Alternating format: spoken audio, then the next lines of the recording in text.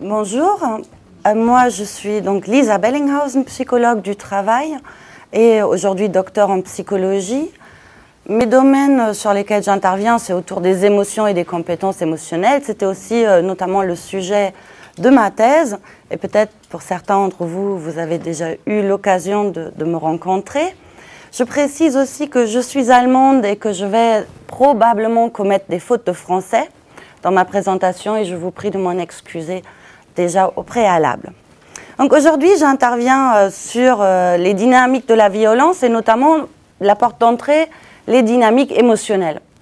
Donc le thème était pour moi challengeant parce que c'est appliquer les émotions, les compétences émotionnelles à un autre domaine. Et donc c'est le fruit de ce travail que je vais vous présenter. Je ne me suis pas tout à fait tenue à la consigne de faire deux parties parce que finalement, comme j'ai ce côté, j'arrive jamais à finir une conférence à l'avance. C'est pas parce que je travaille pas assez, j'ai toujours des modifications de dernière minute. Alors finalement, ça s'articule légèrement différent. Vous allez voir. Alors, le questionnement posé dans cette intervention, il est en deux temps. Et on va aussi traiter ces deux temps. C'est qu'on a quelque part quelque chose qui va déclencher un comportement agressif et j'expliquerai pourquoi je préfère le terme agressif à violence, aussi un déviement de ma part face à la consigne. Donc il y a un questionnement autour, qu'est-ce qu'il y a au niveau émotionnel qu'il se passe pour qu'on passe d'une situation au déclenchement d'un comportement agressif. Ça va être la première partie. Deuxième partie, on va voir qu'est-ce que ce comportement agressif a comme conséquence sur un individu qui le subit ou qui est spectateur et avec la même question, qu'est-ce qui se passe au niveau émotionnel. Donc, on va aborder ces deux volets de la manière suivante. Déjà, je vais vous proposer une définition de l'agression, notamment en tant que comportement social. Pas forcément un comportement pro-social, mais un comportement social. Ensuite, on va aller voir dans la partie comment est-ce qu'on peut définir une émotion. Et notamment pour mieux comprendre ce lien entre une émotion et un comportement. Et du coup, dans une troisième partie, on va aller vraiment dans le détail des émotions qui ont un potentiel de déclencher un comportement agressif.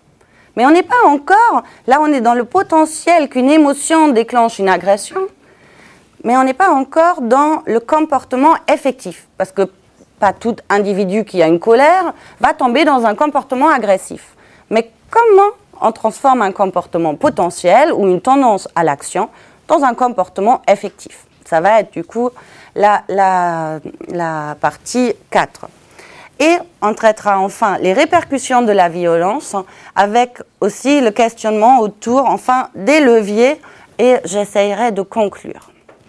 Comme je suis l'intervenante de la fin de la journée et que vous avez déjà ingurgité, je crois, beaucoup d'informations, je vais essayer de faire en sorte qu'on fera des points d'étape comme ça, où on pourra du coup échanger et ça deviendra un peu plus interactif, en tous les cas je l'espère, que du coup on a des moments d'échange. On pourra par exemple faire après la définition de l'émotion un temps d'échange, est-ce que les définitions étaient claires, etc. Pareil, on pourra intercaler un là. Donc en fait, après chaque rond-point, on peut faire des moments d'ajustement en termes de compréhension, de concepts et de remarques. Ça va? Pour l'instant, on démarre juste. Alors, le comportement ou l'agression, comment est-ce que c'est défini en psychologie? L'agression est un terme qui recouvre toute forme de comportement, nous dit-on, ayant pour but d'infliger un dommage à un autre organisme vivant lorsque ce dernier est motivé par le désir de ne pas subir un traitement pareil. Donc c'est un comportement dans le but d'infliger un dommage et la personne qui, entre guillemets, le subit, elle a envie de l'éviter. Pourquoi je retiens plutôt la définition, l'agression et pas forcément la violence? Donc ce qu'on observe, c'est que toutes les violences sont des agressions, mais pas toutes les agressions sont des violences. Qu'est-ce qui est la différence? La différence, c'est qu'une agression, on peut le considérer comme quelque chose d'adaptatif. L'individu, émetteur d'un comportement agressif, peut les mettre dans le souci de s'adapter à une situation. Et moi, je retiens ce point-là parce que je crois, notamment en travaillant avec des jeunes ou même les adultes, la majorité des violences ont cette dimension adaptative. Alors, je vous ai... l'exemple vient à un moment... Mauvais moment, il vient là. Je vous ai emmené un exemple. C'est en fait Winnicott, j'aime bien cet auteur, il nous dit... Il observait des professeurs qui bavardent et en fait, il entend, il dit « Savez-vous ce que cette fille a fait le trimestre dernier? Elle m'a apporté un bouquet de fleurs, ou de violettes plus précisément. Et je serais tombée dans le piège si je n'avais pas su qu'elle les avait volées dans le jardin, comportement agressif dans l'absolu. D'ailleurs, elle vole de l'argent et donne des bonbons aux autres enfants. » Donc on peut se poser la question d'une violence en termes de comportement adaptatif pour obtenir éventuellement de la reconnaissance ou autre chose. Donc c'était juste pour introduire, donc j'utiliserai les termes un peu interchangeables et je vais essayer de revenir en arrière. Non, c'est le mauvais sens. Il y a toujours de l'émotion face à un diaporama parce que ça peut activer. Alors, donc qu'est-ce que je retiens maintenant pour la suite de cette définition? Je retiens que c'est un comportement social en réponse à une situation. Donc, il y a un déclencheur qui entraîne un comportement agressif. Je retiens que c'est quelque chose autour de l'intentionnalité, ce qui permet aussi, du coup, de différencier entre les comportements accidentels. Des fois, il y a des actes où on prête une intentionnalité, mais l'auteur de l'acte, en fait, il l'a fait accidentellement. Donc, il y a la notion d'intentionnalité. Puis, la notion de dommage, qui peut être physique et psychique, et qui est une conséquence de l'acte. Et bien sûr, l'agression implique de la part de la victime l'envie de l'éviter. Exemple de violence à l'école, je pense que vous connaissez bien les classifications et je n'ai pas forcément envie de rentrer dedans. Je vais juste en piquer un par-ci, par-là. Alors, l'absentéisme chronique, nous disent certains auteurs qui ont travaillé sur la violence à l'école, semble être un comportement d'agression, notamment verbal. Qu'est-ce que pourra motiver en termes émotionnels un absentéisme chronique? Peut-être la personne a peur d'un professeur. Peut-être elle est en colère et elle l'évite. Peut-être ce comportement va mettre la personne qui est victime quelque part de ce comportement dans un état émotionnel particulier. Et on pourra prendre comme ça chacun des exemples de ce recensement qui est bien sûr pas exhaustif, il y a plein de classifications qui existent, mais à chacun des exemples, on pourra se poser la question de quelle émotion est-ce qu'il y a derrière et qu'est-ce qu'il y a comme répercussion émotionnelle. Donc voilà la problématique, la petite introduction pour cette problématique. Donc tout comportement agressif est associé soit en amont ou en aval à des émotions. Du coup, je vais d'abord définir ce que c'est l'émotion. Et au fur et à mesure de cette définition, vous allez voir que la composante comportementale fait partie intégrative de ce qu'on nomme émotion. Alors, définissons l'émotion. L'émotion est un état affectif parmi d'autres. Dans la littérature, on recense 4. On a ce qu'on appelle les affects. L'affect, c'est un peu ce qu'on pourra rapprocher de la personnalité. C'est quelque chose de stable. Pour vous donner un exemple du domaine de l'agression, il y a des personnalités hostiles. Il y a des gens qui ont une tendance stable à évaluer l'environnement social, physique, comme hostile. Anne, elle en avait un peu parlé aussi de cette perception un peu dépressive du monde, par exemple. C'est des tendances stables de voir le monde. On a ce qu'on appelle l'humeur. L'humeur, c'est un état plus ou moins qui dure dans le temps. Et je crois en français, on dit des fois, on dit « je me suis levé du mauvais pied ». Là, vous êtes dans l'humeur. Ou « je me suis levé du bon pied ». On a le stress. Le stress, vous connaissez certainement ce concept. C'est quoi le stress? C'est un état affectif qui se manifeste quand j'ai beaucoup de contraintes qui pèsent sur moi. J'ai un manque de temps, j'ai des délais, des urgences, des imprévus, de l'incertitude, j'ai des dossiers à rendre, etc. Ça, c'est toutes les contraintes. Et de l'autre côté, je n'ai pas assez de ressources pour y faire face. Donc, au niveau de la situation, c'est une situation particulière d'un déséquilibre entre les contraintes et les ressources. Et nous avons ce qu'on appelle les émotions. Et tous ces états affectifs interagissent. Donc si on s'est levé du mauvais pied, on a une personnalité hostile, bon, peut-être il y a là quelque chose dans ces interactions également qui peut favoriser le déclenchement d'un comportement agressif. Mais on ne va pas encore jusqu'à là. Revenons à la définition de l'émotion. L'émotion, elle est déclenchée par un événement. L'événement déclenche l'émotion qui, elle, va se manifester. Elle va se manifester au niveau cognitif. C'est quand vous vous dites quelque chose dans la tête, par exemple. C'est « Ah, je m'ennuie. C'est pas intéressant ce qu'elle dit, cette conférencière. » Là, ça, c'est une manifestation d'une émotion. Peut-être ce sera autour de l'ennui, je ne sais pas.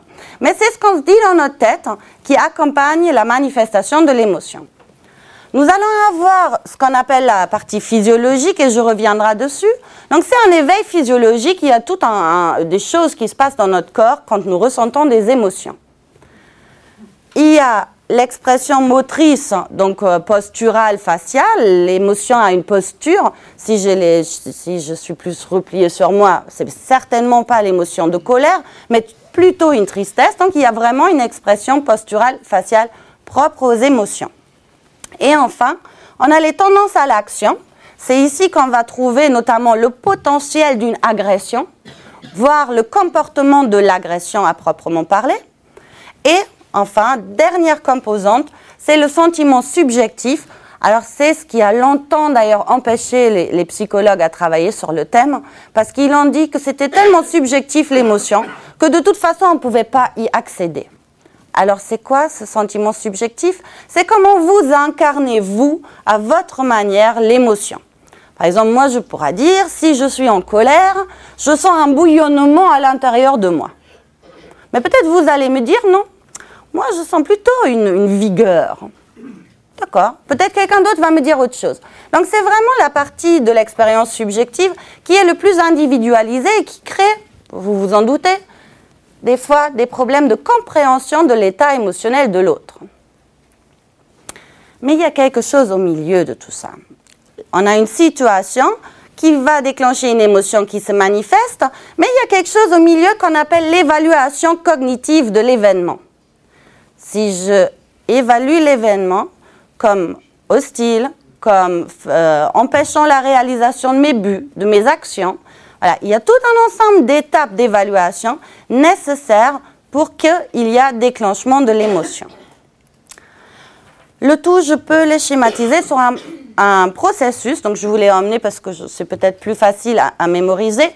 Donc on a une situation qui peut être interne ou externe, qui tombe sur nos systèmes attentionnels parce que si je ne le traite pas à l'émotion, excusez-moi, la situation, je ne vais pas l'évaluer.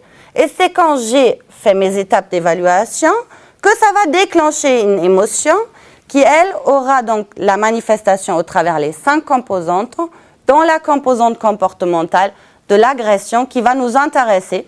Et je pourrais d'ailleurs ajouter la composante cognitive. La collègue, elle en a parlé avant, c'est tout ce qui est autour des pensées hostiles. Donc, quand on parlera d'agression, on est à ces niveaux-là. Je vais détailler un peu chacun de ces niveaux. Au niveau des principaux déclencheurs, qu'est-ce que nous avons? Nous avons des déclencheurs plutôt internes qui sont par exemple les besoins. Un besoin de reconnaissance, un besoin d'autonomie dans le travail, un besoin d'affiliation, on en a parlé tout à l'heure. Donc il y a tout un ensemble de besoins. Si ces besoins sont satisfaits ou pas, peut-être ça ne va pas déclencher les mêmes émotions. On va avoir la personnalité et les expériences. On a par exemple une personnalité hostile, une personnalité plutôt optimiste, empathique. C'est tout un ensemble de déclencheurs internes. Nous avons également les changements hormonaux, notamment intéressants dans la phase d'adolescence aussi. Après, bien sûr, quand je régule mes émotions, ça va déclencher également des émotions. Ça, c'est au niveau interne. Après, nous avons des éléments de déclencheurs externes qui sont, par exemple, l'environnement physique et social.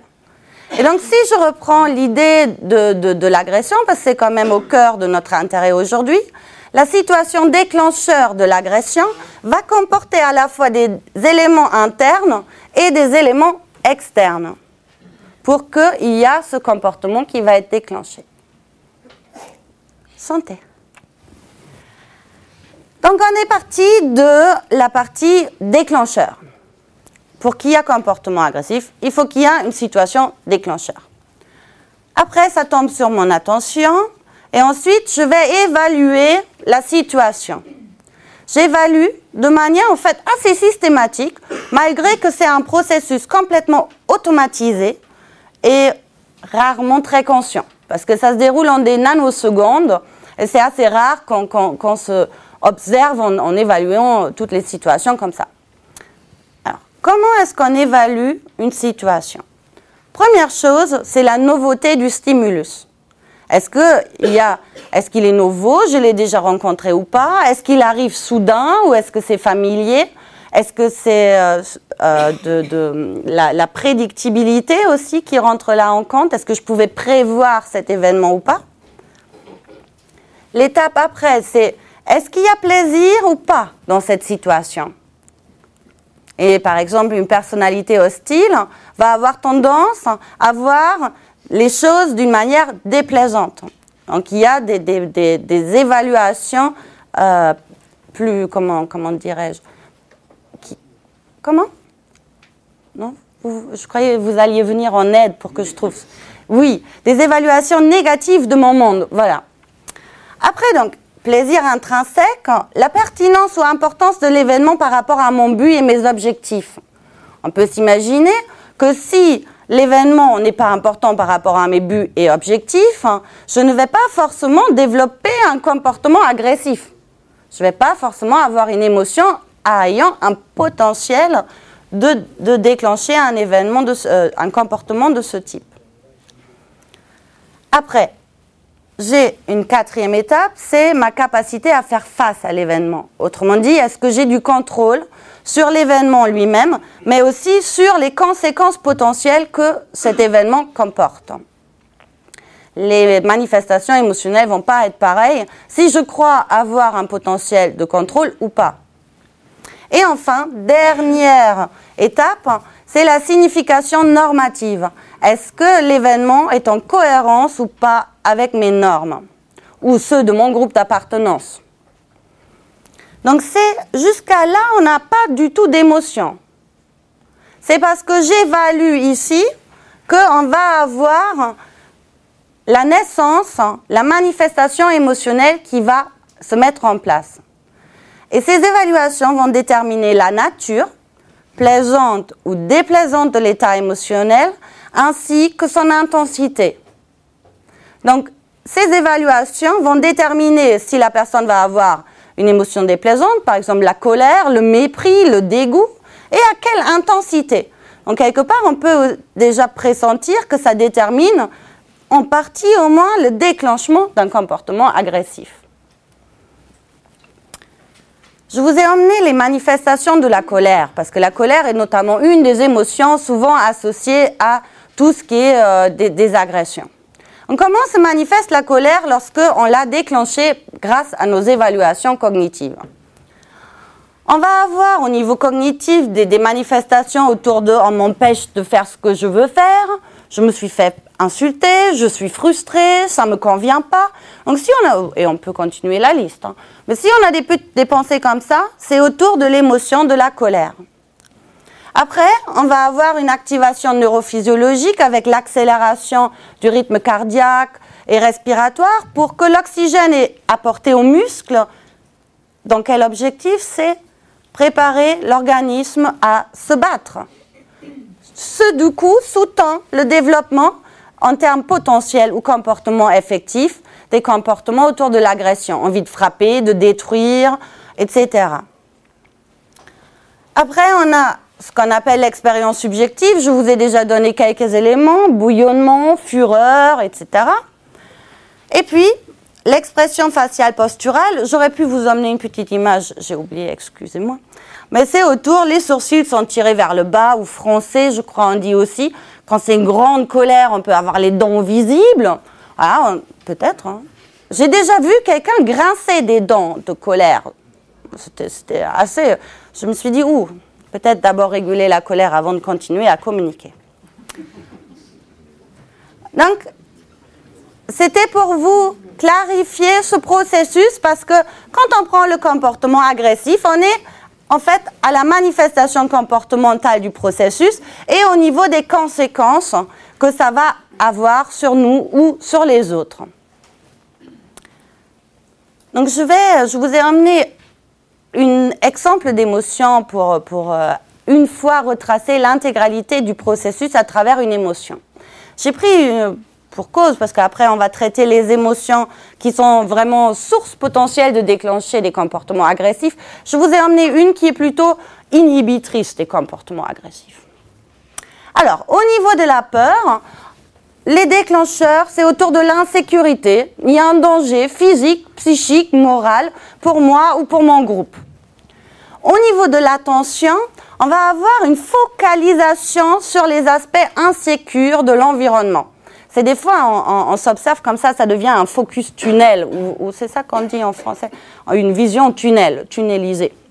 Là, vous voyez ça? Vous voyez un peu, votre vision se rétrécir, vous êtes dans la peur. Donc, au niveau attentionnel, ça va aussi solliciter de manière accrue les processus attentionnels pour trouver qu'est-ce qui pourra m'aider à sortir de ce danger. Au niveau de l'évaluation cognitive, donc nos 5 étapes, ça va être autour que déjà la situation est inconnue relativement. On va avoir l'évaluation d'une menace de mes buts et objectifs. On va avoir la mise en jeu des buts et des objectifs. Peut-être ça peut même être contraire à nos valeurs. Donc on pourra détailler comme ça chacune des étapes. La manifestation de la peur. Oui, j'ai choisi le chat parce que je me suis dit ça ne fait pas une trop grande identification et donc je ne vous ferai pas trop peur en fait, par contagion. Donc la manifestation de la peur, il y a le côté évaluation cognitive, donc il y a danger, quelque chose ne va pas, voilà. Menace ma personne, mon équipe, évaluation au niveau de la manifestation cognitive. Le physiologique, le corps qui bat, peut-être des sueurs, etc., pour préparer le corps à affronter ce danger. En termes de comportement, et normalement je devais avoir... Ah, non, ça ne l'est pas. Donc, en comportement, ici, intéressamment, la peur, elle va nous amener à vouloir aller vers quelqu'un d'apaisant. Donc, c'est plutôt une tendance pas trop favorable à l'agression. On va essayer de se regrouper et de trouver des gens qui peuvent nous protéger de ce danger.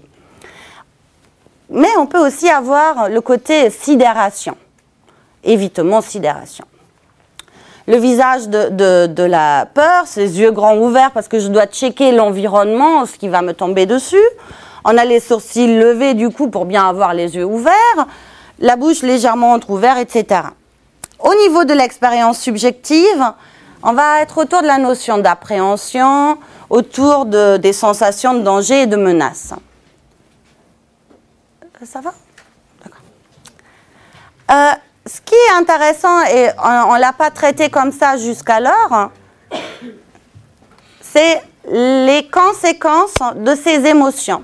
Et on pourra le détailler pour plein d'émotions, et je vous en ai emmené ce détail-là pour les émotions potentiellement entraînant des comportements d'agression.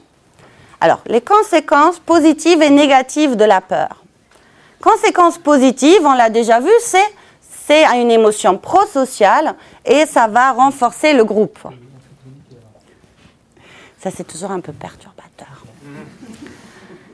Après, ça nous conduit à chercher... Et oui, via l'émotion, tout à fait. Donc, on va avoir déjà, ça nous conduit à chercher des informations utiles pour résoudre cette situation. Aussi, ça, on l'a vu, ça renforce les liens entre personnes, inhibe les comportements agressifs et nous emmène à reconsidérer les risques. peut-être dans l'exemple que donnait ma collègue tout à l'heure, où elle disait qu'il y a c'était quoi, trouver toujours le truc le plus ouf, hein, c'est ça? Peut-être s'ils avaient un peu peur, ils n'iraient pas chercher chaque fois encore des choses plus fous. Donc, il y a certaines conséquences intéressantes de la peur qui pourront être inhibiteurs des comportements agressifs. Côté négatif, donc conséquences négatives, on va observer une restriction de la pensée, ce qui conduit en fait à considérer un nombre limité d'informations. On peut avoir aussi de la sidération. Donc ça, si je reprends le processus, on part d'une situation qui tombe sur notre attention, qui va être évaluée, qui se manifeste du coup l'émotion à travers les 5 composantes, dont le comportement, etc. Et on va avoir des conséquences qui peuvent être positives ou négatives. Que l'émotion en elle-même soit plaisante ou déplaisante. La joie peut avoir des conséquences assez négatives, autant qu'elle a des conséquences positives. Est-ce que ça va pour le processus ? Oui ? Alors, petit point aussi sur quoi ça sert les émotions. On a vu à travers l'exemple de la peur quand même qu'il y a des fonctions qu'on pourra dire. L'émotion a une fonction. L'émotion va nous informer. La peur nous informe qu'il y a danger. La colère va plutôt nous dire qu'il y a une insatisfaction de nos besoins ou une menace. Donc chaque émotion, comme ça, elle nous donne une information. Aussi, elle nous prépare, notamment via toute l'activation physiologique, à la mise en œuvre de comportements. Donc en fait, on peut dire l'émotion, c'est un système de guidage de nos comportements. L'émotion peut nous guider vers des comportements antisociaux ou vers des comportements prosociaux et plein d'autres comportements certainement encore. Mais c'est notre angle d'approche. Donc je vais vous préciser comment ça se fait que les émotions influent sur nos comportements.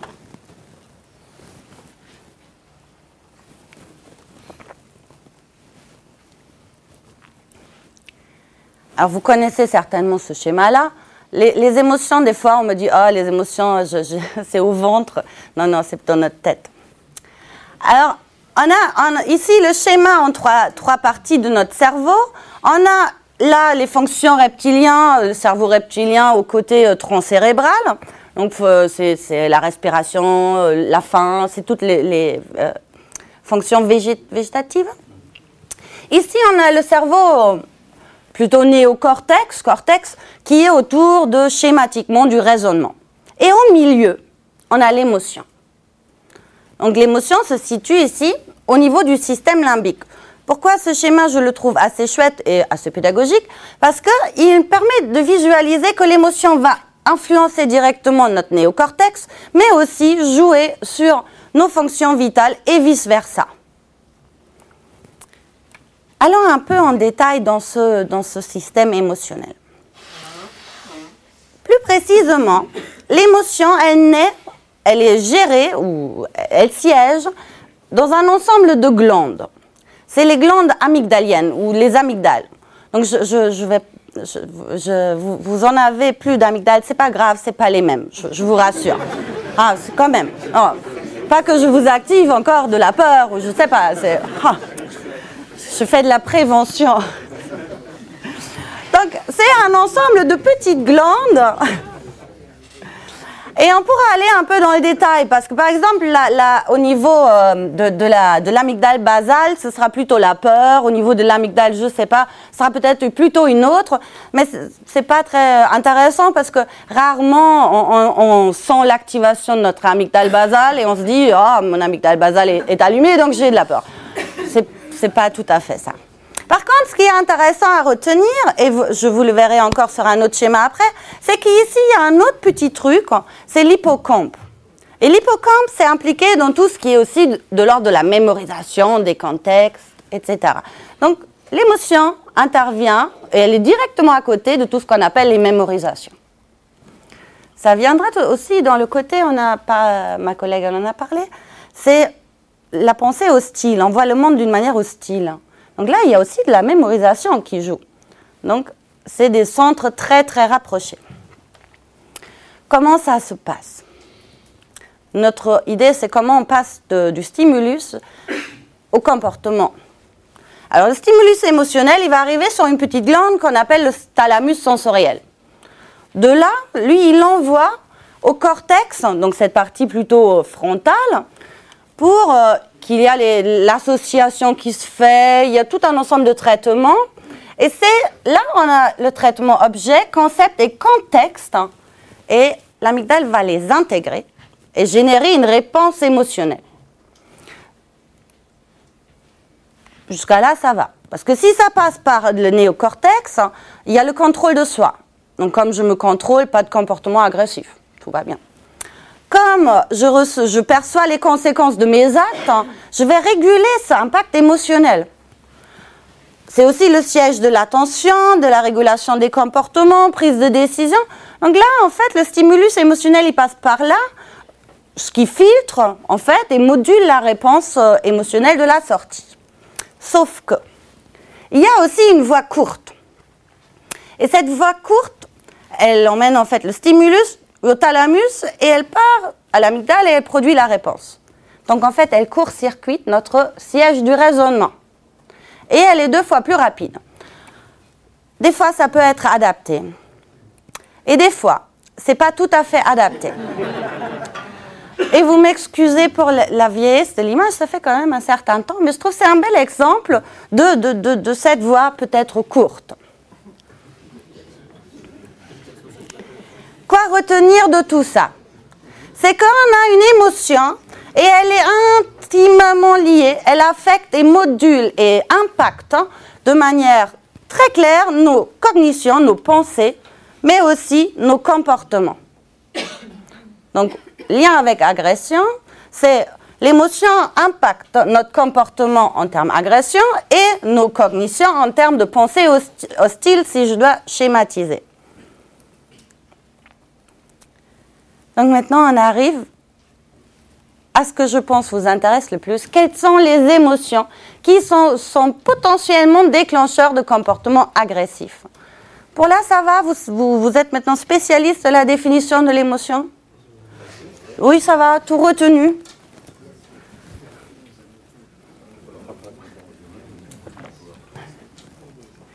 Oui, j'ai fait après, j'ai développé dans le train un QCM comme ça après. Je me suis dit, comme j'interviens en dernière heure pour favoriser la mémorisation. Non, je rigole. Alors, quelles sont les émotions qui ont un potentiel de déclencher un comportement agressif? J'ai emmené ce cercle, en fait, parce que c'est l'école de Genève, ils ont travaillé sur des émotions. Et ils ont travaillé sur 16 émotions. Et ils les ont détaillées vraiment en situation déclencheur, qu'est-ce qui se passe au niveau de l'évaluation cognitive, quelles sont les manifestations, notamment comportementales, les conséquences potentielles. Donc voilà pourquoi j'ai emmené ce cercle. Excusez-moi.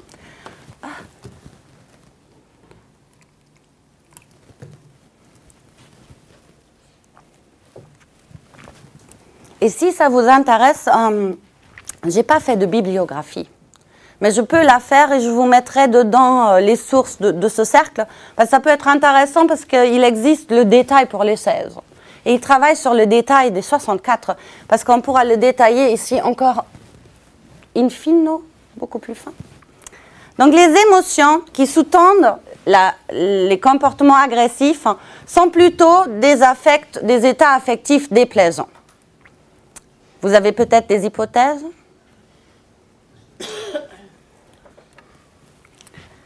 Alors, on a l'envie.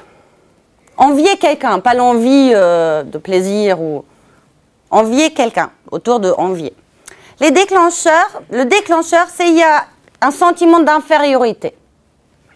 Au niveau de l'évaluation cognitive, en termes de plaisir, déplaisir, c'est plutôt déplaisant comme émotion. Et on estime avoir un contrôle élevé sur la situation et ou ses conséquences. Ce qui est intéressant, c'est que cette émotion, elle va avoir des comportements autour de la mobilisation. Et si elle se couple à la colère, il y a un fort potentiel d'attaque.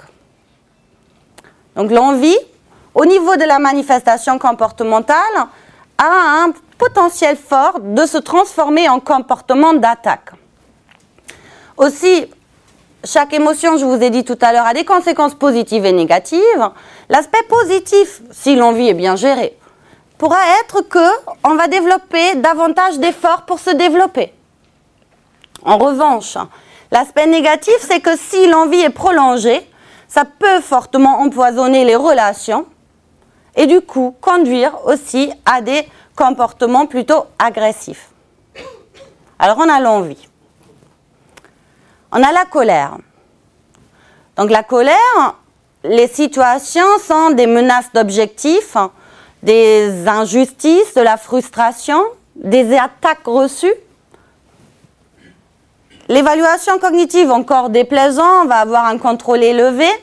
Et en termes de comportement, on est là carrément dans l'attaque, l'agression verbale ou symbolique et ce qu'on a aussi autour de l'agressivité passive. Il y a quand même des aspects positifs. C'est que la colère bien gérée, elle augmente la confiance en soi, mais aussi la confiance au niveau d'un groupe. C'est pour ça que vous voyez les petits G et les petits I. Voilà. Quand il y a I et G ou que I ou G, c'est qu'au niveau individuel ou qu'au niveau du groupe. Alors la colère, elle permet de renforcer les valeurs d'un groupe. L'aspect négatif, c'est qu'il y a l'attaque possible. Et si cette émotion se couple au mépris, le potentiel d'attaque augmente encore. Je vous en ai emmené encore une. J'en ai 5 au total, si je me trompe. Je ne dis pas trop exhaustif non plus. Le mépris. Situation déclencheur, il y a une attaque morale ou physique perçue comme injuste. Le comportement, c'est plutôt de l'agression indirecte, à la différence de la colère. Et puis, ça maintient la conformité du groupe, mais ça augmente aussi le stéréotypage des autres groupes. Donc, ce qui peut aussi peut-être être un des éléments pour comprendre des dynamiques des eux et des nous, en termes d'opposition entre groupes. Alors ça, c'était le mépris. Je vous ai emmené aussi le dégoût. Dégoût, c'est généralement, j'ai oublié le déclencheur, veuillez m'en excuser. Le déclencheur du dégoût, c'est quelque chose qui est soit, quand par exemple la nourriture ou une odeur, elle est désagréable, quelque chose comme ça. Mais ça peut être aussi, on est dégoûté du comportement de quelqu'un. Ça a été un comportement contraire à nos normes et nos valeurs. Donc c'est autour de la 5e évaluation de la signification normative. Quand il y a dégoût, ça peut être contraire à nos valeurs. Donc le comportement associé au dégoût, c'est le rejet. Mais si le dégoût se couple à la colère, il y a naissance d'un potentiel d'attaque, voire de destruction. Et on a comme conséquence positive que ça signale de changer d'attitude. Par exemple, vous êtes face dans un resto, on vous en amène un plat et il vous dégoûte, vous changez d'attitude, vous ne le mangez pas. Et ça fonctionne pareil entre humains, normalement, si on régule et on obtient l'aspect positif, la conséquence positive. Et puis, l'aspect négatif, il y a le risque du rejet du groupe, ce qui peut également contenir un potentiel agressif en retour. Et une dernière émotion, la honte. La honte, elle est autour des déclencheurs d'une humiliation. On est autour d'un sentiment d'incompétence, de menace en tous les cas, une menace perçue pour l'estime de soi. Et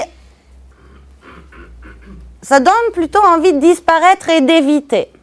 Sauf que cette menace de soi, les individus qui expérimentent fréquemment la honte ont tendance à l'attribuer, en fait la cause de cette menace, ils vont l'attribuer aux autres. Et là, il y a naissance de colère. Et là, il y a un potentiel d'attaque qui s'installe. Donc c'est parce que l'individu qui a honte attribue à l'autre la responsabilité de cette baisse temporaire de l'estime de soi, qu'il y a un potentiel de colère qui est déclenché, qui lui entraîne proportionnellement et potentiellement des comportements d'agression. Ça va, ces dynamiques-là? J'ai essayé d'en prendre quelques exemples pour bien illustrer ces potentiels, parce qu'on n'est pas encore dans l'acte agressif. C'est juste, on a ce type d'émotions qui ont le potentiel de déclencher des actes agressifs, des comportements agressifs. Comment?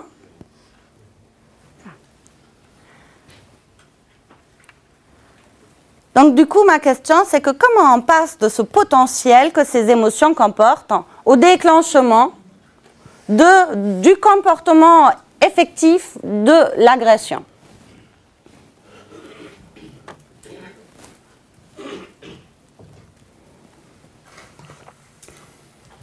Alors, pour aborder cette problématique, on va s'intéresser notamment à l'expérience émotionnelle, qui est, qu'on pourra dire, par rapport à la conférence tout à l'heure, la toile de fond de notre socialisation émotionnelle. Je pourrais l'exprimer comme ça, peut-être ça va devenir un peu plus clair au cours des diapositives.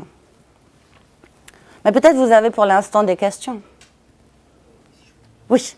Oui, si je peux me permettre, madame, vous l'avez écrit, la peur, vous disiez, est utile, car elle est source d'inhibition de l'agressivité.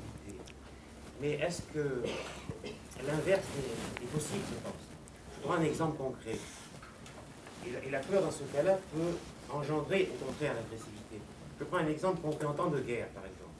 Les officiers qui commandent en Afghanistan nous disent ceci. Mes soldats ont peur quand ils arrivent, et ils disent c'est une bonne chose, parce qu'ils vont être attentifs, prudents, et ensuite, ils deviendront agressifs. Et ils disent, s'ils sont agressifs, c'est très bien, parce qu'au moins, ils ne seront pas des cibles de l'ennemi. Donc je crois qu'il y a là un lien de causalité assez fort, et peut-être qui contredit un peu ce que vous avez dit, à moins que vous puissiez nous donner des éclaircissements. Je vais essayer de donner des éclaircissements, tout à fait. Il y a quelque chose qui s'est calé entre le passage de la peur à la colère, ou, non, excuse-moi, il s'est calé une émotion entre le passage de la peur à l'attaque, qui est, elle, l'émotion de la colère. Voire, elle a été ressentie de manière concomitante.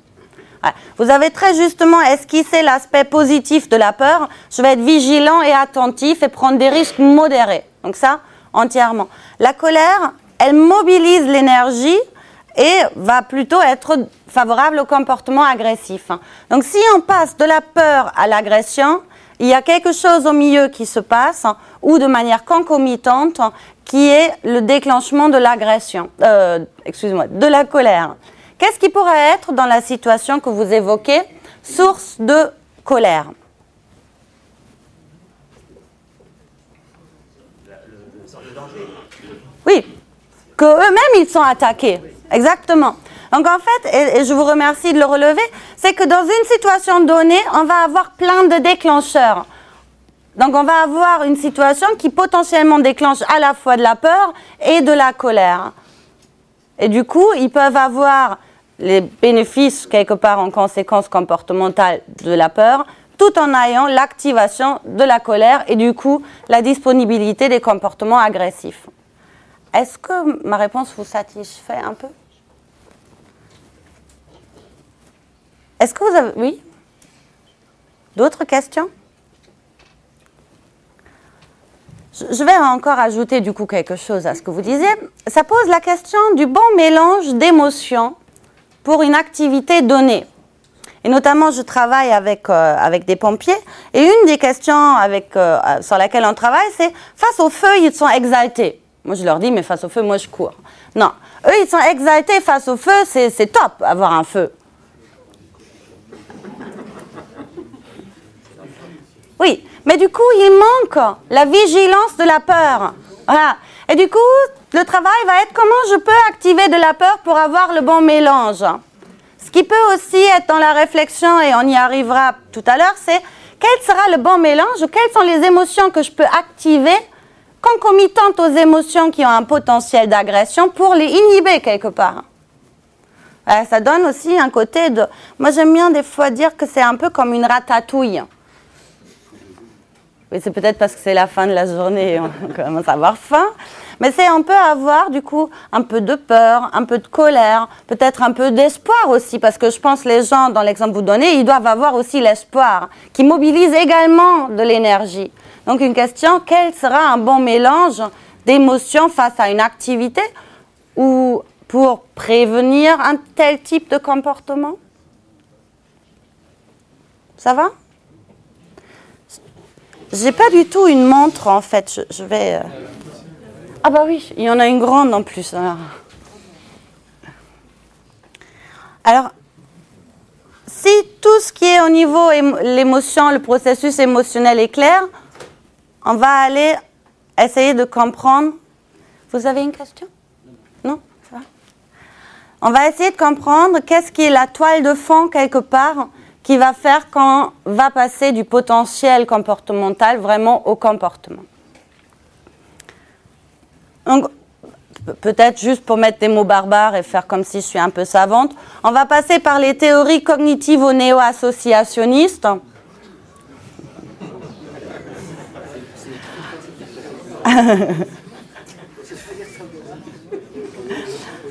On va aller dans l'expérience émotionnelle et on va regarder... On va regarder comment... en fait, se construisent et renforcent les réseaux qui sous-tendent l'expérience émotionnelle. Et là, on fera un petit tour dans les théories d'apprentissage, mais que je pense vous connaissez très bien. Donc, c'est vraiment une partie très, très réduite. Alors, les théories cognitivo-néo-associationnistes, en fait, j'ai trouvé un nom un peu plus facile. C'est les réseaux associatifs de l'agression. Je les traduis un peu comme ça. Qu'est-ce que c'est? Alors l'idée sous-jacente, c'est qu'en fait les états émotionnels, ils résulteraient de l'activation d'un réseau associatif qui est autour de sentiments, mais aussi de tout ce qui est réaction physiologique, motrice et des pensées, des souvenirs. Donc c'est parce que j'ai l'événement auquel je suis confrontée active tout un réseau associatif qu'il y a une prédominance vers un état émotionnel donné. Je vais essayer de le exemplifier à travers un exemple non émotionnel. Un moineau. Ça vous active quoi? Oiseau. Oui, ça a un grand nœud. Après, ça active quoi? Vous n'êtes pas très créatif, c'est parce que c'est la fin de la journée en fait. J'aurais peut-être pas dû dire moineau. Petit, léger, oui. Liberté, d'accord. Peut-être aussi c'est pas un rapace. Hein. Peut-être c'est plutôt le printemps que l'hiver. Et que si après on va dans liberté, ça va activer un autre réseau. Peut-être liberté, égalité, je ne sais pas. Peut-être ça active liberté, j'ai une voiture, je peux me déplacer comme je veux. Et vous voyez comme ça se tricote tout d'un coup un réseau avec des noyaux et ils sont interreliés, mais on est parti juste du mot moineau. Et c'est avec l'émotion, c'est pareil. Donc l'émotion on va avoir des nœuds émotionnels qui vont être insérés dans des toiles, si je puis dire, de souvenirs, d'expériences physiologiques, comportementaux, qui créent la toile de fond de tout ça. La complexité de la chose, c'est ce qu'on venait de voir, c'est un réseau peut activer des sous-systèmes de réseau et en activer carrément d'autres réseaux. Vous me suivez encore, ça va? Du coup, se pose la question, en fait, quand on parle notamment de comportement agressif, de la propagation au sein de ces réseaux associatifs et je pourrais dire, jusqu'à où ils sont riches. Quand on a eu tout à l'heure, Anne, elle disait qu'on a des personnes qui perçoivent la société, l'environnement comme hostile et dépressif. Bah, ils ont un réseau très développé, associatif, très développé sur ce thème-là. On pourra peut-être interroger leur réseau autour de la joie et il sera beaucoup plus pauvre. Certainement d'ailleurs. Et donc, l'activation d'une partie du réseau peut activer des sous-ensembles avec une intensité différente, mais il y a aussi des fois l'inverse. Alors là, ce sera plus faible, mais il y a aussi l'inverse où l'activation d'un seul des sous-systèmes peut entraîner et se propager à une force qui active tout un autre système de ce réseau. La particularité, c'est que ça va du coup fonctionner comme une amorce. Amorcer, comme une amorce. Une situation à laquelle je suis confrontée, elle va activer des réseaux associatifs. Et du coup, comme si ça active le réseau associatif autour de la colère, avec les comportements d'attaque, etc., ce réseau va amorcer ma manière de vivre l'état émotionnel dans la situation de données et du coup augmenter fortement la probabilité du déclenchement d'un acte agressif, de la transformation de cette émotion en comportement. Ça va? Du coup, je l'ai déjà introduit, c'est comment ça se passe, ces effets associatifs avec l'affect négatif.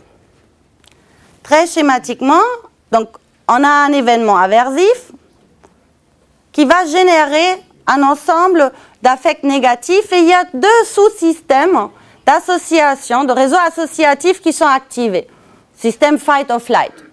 Le problème, c'est que c'était peut-être adapté quand on vivait dans les grottes d'avoir ce binomisme, non, ça ne se dit pas, cette catégorisation en j'attaque ou je fuis. Mais aujourd'hui, dans la majorité des situations quotidiennes, on a peut-être tout un panel entre je me bats ou je fuis la situation.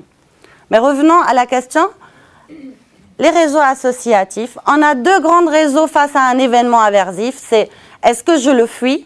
Et là, l'émotion sous-tendant, c'est la peur, ou est-ce que j'attaque? Et là, le réseau sous-tendant, c'est autour de la colère. Du coup, qu'est-ce qui fait que je tranche plutôt pour ce réseau-là ou sur celui-là? Et donc là, on a, dans la littérature, on trouve des facteurs génétiques et neurophysiologiques. C'est par exemple, si on a un éveil physiologique très important, le déclenchement pour l'un ou l'autre des réseaux va être plus probable. Activation physiologique très importante, on va être plutôt dans le côté colère, attaque. Les éléments situationnels et les acquis. C'est l'impact du réseau. Si j'ai acquis les comportements de l'agression autour de la colère, de l'attaque, ça va être le réseau activé. Et puis, on a l'intensité des sensations négatives.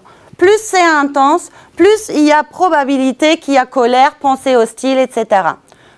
D'où un des enjeux, et on viendra plus tard dessus, mais réguler l'émotion qui comporte un potentiel d'agression avant qu'elle atteigne des fortes intensités. C'est un des leviers, tant chez soi d'ailleurs que chez les autres. Je l'ai schématisé. Ah, ma flèche, elle s'est décalée. Alors, on a l'événement aversif qui déclenche de l'affect négatif. Il y a quelque chose de très rapide qui, du coup, au niveau des associations basiques, et là, vous vous rappelez de mon schéma de tout à l'heure avec les aires associatives, c'est là que ça se passe. Donc, il y a une association très rapide qui fait qu'on va trancher donc, pour les tendances à la fuite ou pour le réseau des tendances à l'attaque. Et ce n'est que dans un temps après que cette tendance est engagée que l'émotion va être quelque part vraiment différenciée pour conduire par les processus supérieurs, créer vraiment le déploiement réel de l'émotion, avec tout l'impact comportemental qu'on a vu. Donc, pour aller encore un peu plus loin, parce que maintenant qu'on voit la toile de fond, c'est ces réseaux associatifs. C'est comment ce réseau associatif va du coup déterminer quelque part notre expérience émotionnelle. Parce que tout individu qui a colère ne va pas le transformer en attaque, et même des gens dans des situations aversives vont des fois avoir plus de la tristesse. Donc là, on va encore un peu plus loin dans ce concept. Donc on l'a déjà vu, cette idée-là, que l'expérience émotionnelle est le résultat d'une élaboration cognitive qui relie donc les entrées sensorielles aux idées, aux souvenirs et aux conceptions prototypiques de ce que l'individu a à sa disposition pour, comment dire, vivre une émotion à un moment donné. Donc c'est, ça on laisse, c'est cette perception émotionnelle, elle va agir comme un filtre. Du coup, je vais avoir une sorte de lunette sur mes yeux et voir la situation uniquement à travers cette lecture-là. Du coup, tout ce qui est idées, souvenirs, sentiments, comportements qui sont incompatibles avec la perception émotionnelle que j'ai de cette situation, ils ne vont pas émerger à ma conscience. Par exemple, pour la colère, on pourra avoir le filtre qui, du coup, inhibe tout ce qui est résolution positive de conflits, négociation, compromis. Et il y a inhibition de cela face à cette activation du réseau et via l'expérience émotionnelle autour de l'émotion, du comportement d'attaque, de l'injustice perçue, etc. Donc on a quelque part des filtres émotionnels à travers lesquels on va regarder le monde et qui inhibent certaines expériences, certains comportements qui du coup ne vont pas être mis en œuvre face à d'autres qui vont se déployer, comme le comportement agressif en question. Donc quelque part en enjeu, ça va être intéressant d'identifier l'émotion comme porte d'entrée. J'identifie, il y a colère. Mais quel est le réseau associatif, quelle est l'expérience émotionnelle de l'individu derrière cette émotion? Et c'est là où on pourra réfléchir sur comment j'enrichis ce réseau, comment je vais faire en sorte qu'il laisse quand même passer d'autres comportements et ne filtre pas tout ce qui est comportement plutôt de négociation face à un conflit ou une attaque, par exemple. Ça va, je ne vous ai pas encore tout perdu? Non?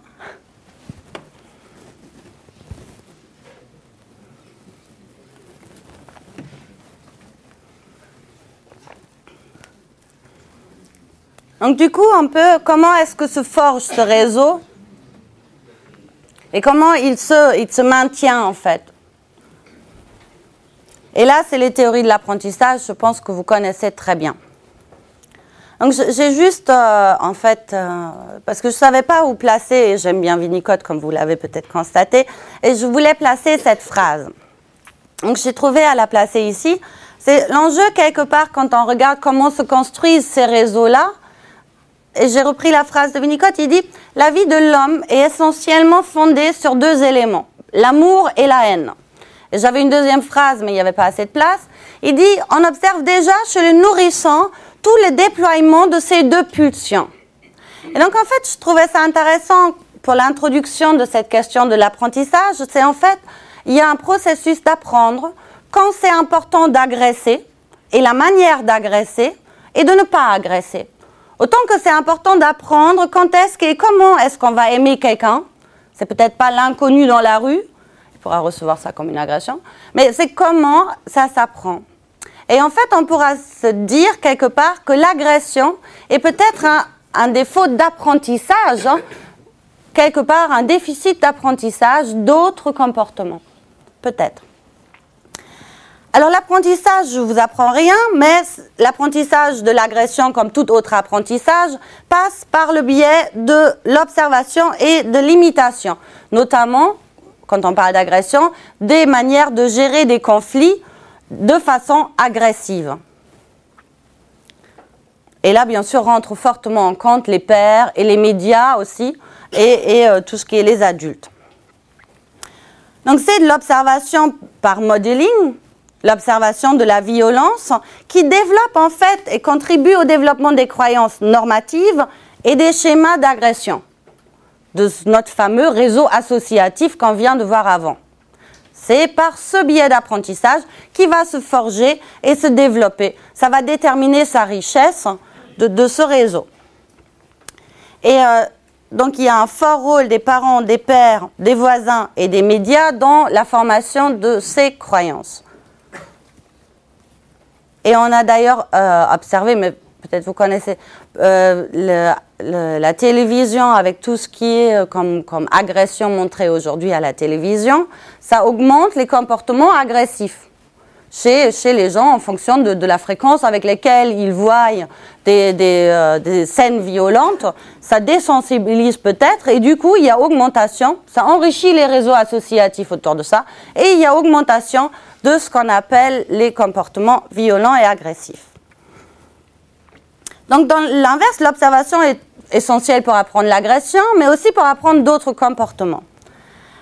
Et ce qui est cet effet, il va être d'autant plus important que le comportement est récompensé. Donc, si on observe un comportement violent, une manière agressive de résoudre un conflit, si cette manière de faire, elle est récompensée, dans notre réseau associatif, on va y mettre de l'émotion plaisante. Et là, ça va d'autant plus se maintenir et rester imprégné notre réseau. Et on voit bien des fois dans la société comment des actes de violence sont récompensés. Par exemple, très con, mais dans le métro, quelqu'un qui bouscule et il obtient sa place, il est récompensé. Mais c'est jusqu'à des petits trucs comme ça, je vous prends des petits trucs, mais c'est des choses de la vie quotidienne où on enrichit et on voit la récompense de comportements agressifs, sans parler. Moi, j'adore les séries parce qu'en fait, je vous fais une confidence, c'est une petite transgression, mais c'est en fait, vous voyez des gens qui régulent complètement mal leurs émotions. Dans les séries télévisées, c'est il y a conflit, ils vont se crier dessus, ils vont se battre et après ils se tapent sur l'épaule et tout va bien. C'est assez intéressant en termes de lecture, de régulation émotionnelle et de voir comment ces formes de violence sont récompensées. Donc, si on associe des émotions positives à ces types d'apprentissage, ça va renforcer l'ancrage. Et ça marche bien sûr aussi dans l'autre sens, face à des comportements prosociaux. Et on arrive à la partie répercussion. Je vois qu'en fait, on a bien du temps pour notre discussion. Non, j'ai eu peur d'avoir trop de slides. Alors, c'est mon niveau de mon émotion, l'intensité baisse.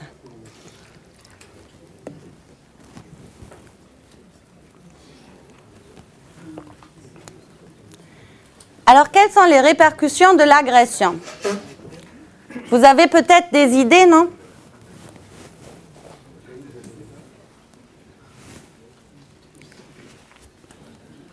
Non? Comment? C'est ce qu'on vit tous les jours. Oui, et ça vous active quoi? D'être ici. De là? D'être ici. C'est régulation par augmenter mes ressources de faire face. Oui. Ouais, entièrement. Et en termes émotionnels, il y a des choses avant? Ben, je vais lever le secret. Vous êtes très participatif là à cette heure tardive. Souvent vivre la situation de ne pas être en mesure de faire face. Exactement ça. Ouais. Entièrement. Et pourquoi on a souvent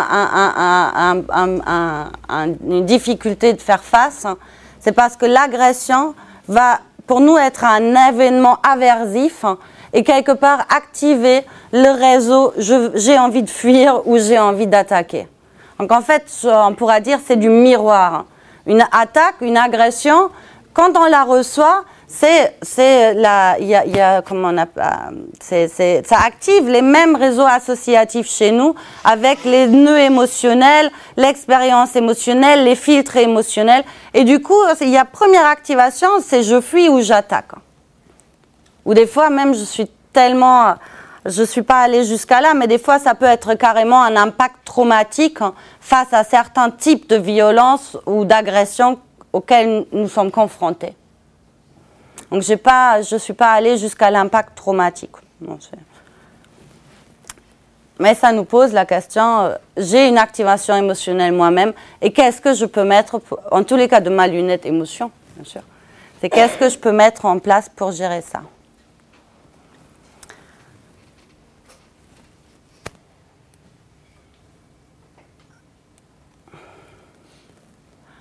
Donc,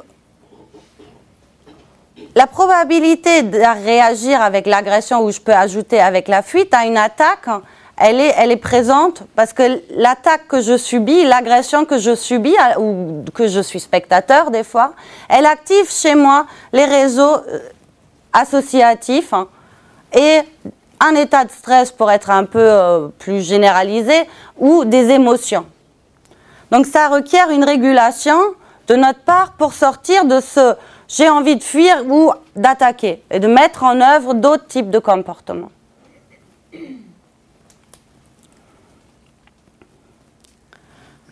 Donc je me suis permis de voir peut-être qu'est-ce que, avec les approches émotionnelles, on pourrait avoir comme levier. Oui, ça vous intéresse?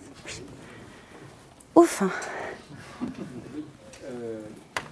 Quelque chose qui m'apparaît comme presque antinomique. On a entendu ce matin le professeur Pain dire nécessité de réactivité dans un laps de temps très bref entre l'événement et la réaction la réponse que l'on doit apporter. Et en même temps, à vous écouter, on a presque envie de dire nécessité d'un laps de temps important avant de réagir pour ne pas réagir à chaud, mais attendre de réagir à froid. Oui. Et en fait, comment dire, je dirais que c'est pas antinomique, c'est peut-être on n'a pas le même point d'entrée. Je vais essayer de m'expliquer un peu mieux. Alors, face à une agression, ça requiert une réaction, mais pas une réaction fuite ou attaque forcément. Et pour ça, on a besoin de dégager quelque part un temps pour mettre en place une stratégie. Et ce temps-là, si vous êtes entraîné, peut-être vous le réduisez à quelques secondes, peut-être si vous n'êtes pas entraîné, ça prend un peu plus de temps. Je ne sais pas. Après, ce qui est à peser, c'est quelle est la conséquence si je reporte pour ne pas réagir à chaud? Et quelle est celle si je réagis à chaud? Voilà. Mais je suis d'accord avec l'idée, face à l'agression, il y a une réaction relativement immédiate à avoir, mais avec quelles conséquences? Et si je dégage un temps pour réguler, pour ne pas réagir de manière démesurée, parce que ça peut être aussi ça, la conséquence potentiellement négative si je réagis à chaud, c'est que j'ai un acte qui est peut-être démesuré ou par rapport à la situation. Donc, je suis d'accord avec cette idée, je ne le vois pas aussi antagoniste. Après, on a besoin d'un temps d'élaborer une stratégie. Et ce temps, on a besoin des fois à le dégager. Voilà. Et comment après on dégage un temps pour ça? Donc ça va? C'est moins antagoniste? Alors j'ai réfléchi, je vous propose 2 pistes de réflexion. Et enfin, j'ai aussi une troisième, c'est d'autres techniques qui en référence à ça, mais je ne les détaillerai pas autant. Parce que je ne suis pas spécialiste et je ne me permettrai pas d'y aller beaucoup plus. Alors l'idée, ça peut être par exemple, comme on a ces activations de réseaux associatifs autour d'émotions, d'essayer d'activer d'autres réseaux d'émotions qui, eux, sont inhibiteurs, qui ont un effet inhibiteur face aux émotions comportant un potentiel agressif. Pour caricaturer, on a une colère avec un potentiel d'attaque, pourquoi pas essayer d'injecter un peu de joie?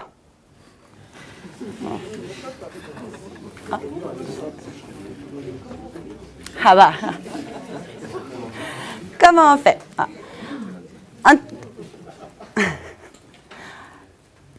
Ce que nous dit la littérature, ils disent que ces types d'émotions empêcheraient d'avoir du coup les comportements d'agression, parce que il y a le fait que voir la victime en détresse peut activer chez l'individu qui l'a déclenché quelque part l'expérience, une réaction vicariante, donc vivre par substitution ce que l'autre vit. Et du coup, faire l'expérience en fait d'un état émotionnel négatif et avoir la réduction de l'attaque. Alors, l'empathie pourra activer quelque chose comme ça. L'empathie, se mettre à la place de l'autre, du coup, ressentir la souffrance de l'autre, ça réduirait du coup la probabilité des attaques. Comment? Oui, c'est étudié. Souvent le contraire. Souvent l'inverse, dans les films de la charge, etc. Plus la victime est faible et plus elle est mise à terre. Oui, il n'y a pas empathie. Non, non, je suis d'accord avec ce que vous dites. Maintenant, si on intercalerait l'empathie, ça inhiberait. Voilà.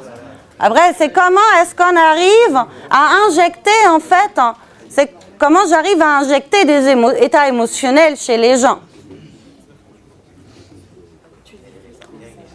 Comment? Quand un élève est par terre, avec d'autres autour, il est la victime. Et il est rarement le martyr, et les autres s'acharnent plutôt sur lui, plutôt que le contraire.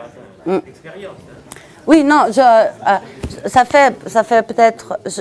mes expériences du lycée, j'ai vu aussi des choses comme ça. Oui. Mais il n'y a pas l'empathie.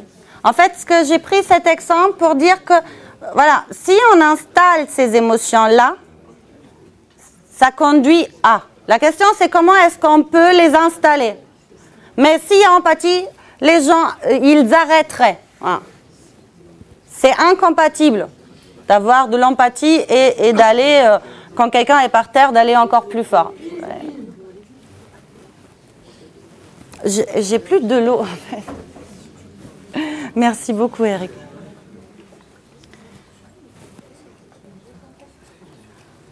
Donc ça, c'est un levier. Et il y a un autre, mais je n'ai pas réellement su le mettre sur un slide, mais qui est en référence. C'est on peut aussi, au fur et à mesure, enrichir les réseaux associatifs avec d'autres manières de réagir. Peut-être pas face à un conflit, le comportement d'attaque, mais un comportement de négociation. Donc, c'est sur cette toile de fond-là qu'on peut agir. Ah bah super. Merci beaucoup. Ça assèche de parler.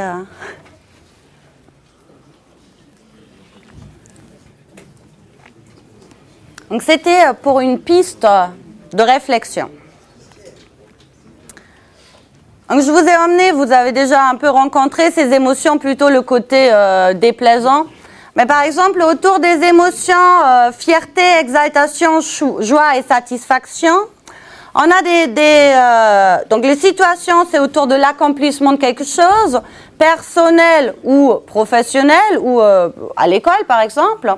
Et ça induit des comportements différents. Par exemple, l'exubérance, l'expansivité, mais aussi l'envie de célébrer avec les autres, une ouverture vers les autres et le monde qui nous entoure. C'est, par exemple, ça peuvent être des émotions qui peuvent inhiber ou créer un contrepoint face à d'autres types d'émotions qui comportent un potentiel d'agression. Donc du coup, se pose la question comment je peux jouer en fait avec toutes ces questions d'émotions. Et là, on rentre dans la question des compétences émotionnelles. Et il y a des hypothèses aujourd'hui qui sont émises, notamment face au comportement d'agression, c'est qu'il y aura un déficit en fait autour de ce qu'on appelle les compétences émotionnelles et ou sociales. C'est qu'en fait, il y aura une sorte d'incapacité à réguler ce type d'émotion. Donc, qu'est-ce que c'est les compétences émotionnelles? C'est des compétences nécessaires pour s'adapter de manière réussie à des événements émotionnels. Réussi, c'est peut-être un peu mal traduit. En anglais, on dit successful. Alors, en termes de traduction réussie, je trouve qu'il y a un côté performance, mais c'est s'adapter aux événements émotionnels peut-être de manière constructive. On pourra le traduire plus justement. Et il y a une hypothèse forte aussi, c'est qu'on n'est pas tous égaux face à ces compétences, via notamment nos apprentissages. On n'est pas tous, il y a des variabilités interindividuelles fortes aux situations émotionnelles vécues. Donc l'enjeu des compétences émotionnelles, c'est de réguler en fait l'impact de nos émotions sur nos comportements et nos raisonnements, voire carrément influer l'expérience émotionnelle que nous avons. Donc on a, en termes de compétences émotionnelles, deux grands pôles de compétences. On a le pôle des compétences émotionnelles analytiques. Ces compétences vont me permettre d'analyser l'impact de mes émotions sur les raisonnements et les comportements. Et le côté stratégique, c'est là où on va utiliser les émotions de manière stratégique pour augmenter, je dirais, le bien-être professionnel et la performance individuelle au niveau organisationnel. Bon, on peut décliner à différents niveaux pour créer des climats, des climats pro-sociaux, promouvoir les comportements de citoyenneté. Donc, on peut utiliser ces compétences de manière stratégique. Donc, qu'est-ce que c'est la régulation émotionnelle? Voilà. Donc, on a tous bien mémorisé notre processus de l'émotion. Les compétences émotionnelles vont agir sur ce que c'est l'émotion. Donc, on peut avoir la régulation émotionnelle qui a lieu à chaque niveau de notre processus émotionnel. Je peux réguler les émotions en anticipant la situation. Je peux réguler au niveau de l'attention, au niveau de mon évaluation cognitive avec les 5 étapes. Peut-être l'événement, il n'est pas aussi menaçant que ça. Donc, revoir les étapes de l'évaluation. Et je peux réguler au niveau de la réponse, de la manifestation émotionnelle dans ses dimensions cognitives, comportementales, physiologiques, etc. Je vous emmène des petits exemples. Et après, c'est une question, je pense, comment vous pouvez l'ancrer, vous, concrètement, dans vos vécus. J'ai essayé, j'espère pas de manière abusive, des fois, de faire de la créativité et de voir comment ça pourra s'appliquer de manière plus précise. Au niveau de la situation, il y a des méthodes directes et des méthodes qu'on peut dire plutôt indirectes. Méthode directe, c'est je peux modifier la situation qui va être source d'émotions. Et aussi, je peux augmenter les chances de faire face. De l'autre côté, j'ai des méthodes plutôt indirectes, c'est faire intervenir l'aide d'un tierce. J'ai essayé de m'imaginer qu'est-ce que ça pourra être si je dis je veux réguler les émotions au niveau de la situation. Si je vais essayer de créer un environnement qui est favorable aux comportements prosociaux ou, disons, inhibiteurs des comportements agressifs. Je vais modifier la situation qui est source d'émotions de manière à ce qu'il y a les émotions plutôt plaisantes qui surgissent et qui font face aux émotions plutôt sources de comportements agressifs. Alors on pourra dire qu'il y a des espaces d'échange, d'expression et de débriefing émotionnel, de travailler sur les conséquences des émotions que tout ça peut entraîner, peut-être des espaces de créativité, d'expression, de symbolisation, je ne sais pas. C'est peut-être vous qui connaissez mieux qu'est-ce que vous pourriez faire au niveau de la situation qui va être source d'émotion pour prévenir, anticiper les émotions que cette situation va faire naître. Je vais prendre un exemple. Si vous punissez un élève ou un élève doit faire face à une sanction, c'est une situation, je pense, vous pouvez me dire à peu près les émotions que ça va provoquer chez l'élève et chez vous. Oui? Non? Chez nous, on a les surendettés. Comment? Notre difficulté à un moment, c'est que pour certains, précisément, la sanction ne porte pas. On se pose même la question du sens de la sanction, de sorte qu'on est plutôt désemparé par finalement le fait qu'on ne dialogue même pas par rapport à ça. Le forme d'indifférence. Pas disconnecté, mais une forme d'indifférence. Oui, et du coup, on ne fait plus la sanction, c'est ça en fait. Ça. Excusez-moi, je n'ai pas entendu. Et du coup, on ne passe plus à la sanction. Oui. Ah, oui. En fait, peut-être c'était un exemple mal choisi, mais on pourra choisir plein d'exemples. C'est une situation, vous savez... Oui. Moi, je trouve que c'est un exemple particulièrement bien choisi parce que pour le coup, quand on se tourne vers les parents, par exemple, et là, chers collègues, on est amené quelquefois à être confronté à cette situation, des parents qui ont beaucoup de mal à punir leurs enfants, c'est parce que la relation, je crois qu'il faut la situer dans un domaine un peu plus complexe. Il y a effectivement la relation à l'enseignant, la relation au chef d'établissement, la relation aussi aux parents.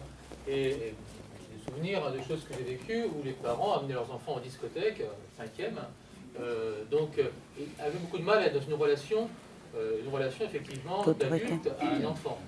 Et ça me fait penser à des travaux aussi de personnes comme Antoine Pro, peut-être certains connaissent ici, hein, sur l'évolution du rapport à l'autorité et aux enfants. Donc je crois que la place de la sanction, effectivement, est particulièrement importante, surtout quand il est question ici de violence et de réponse institutionnelle à la violence. D'ailleurs, je rebondis juste un tout petit peu par rapport à ce que tu dis, parce que moi, il me semble que ce matin, Jacques Pin n'était pas amené à parler d'individus, mais à parler de réponse institutionnelle, en quelque sorte de procédure, et non pas de personnes. Il était sur une logique un peu de droit administratif, si on va être un peu en termes de cadrage, alors que là, on est plus sur l'individu lui-même. On sait d'ailleurs que pour pouvoir être efficace dans une procédure, il faut aussi arriver à prendre de la distance par rapport à tout cela et arriver à être à peu près au calme. Donc, juste pour rebondir, je ne crois pas justement que cette question de la sanction et de la relation, enfin, alors peut-être que je vais interroger un peu loin, mais nous-mêmes, dans la relation qu'on a avec ses propres enfants, on ne peut pas forcément dire qu'on y prend du plaisir à les sanctionner. Néanmoins, on le fait quand même. Et, ou pas, après, mais il faut aussi situer ça par rapport au public que l'on accueille. Et quand des collègues évoquaient, je pense notamment au collègue de la Réunion qui est ici présent, il y a des logiques, effectivement, qui ne sont pas si faciles à démêler que... Et c'est... Je pense à la Réunion, parce que c'est un territoire que je connais un petit peu, un espace que... Mais c'est... Je crois vraiment que cette question du rapport est intéressante.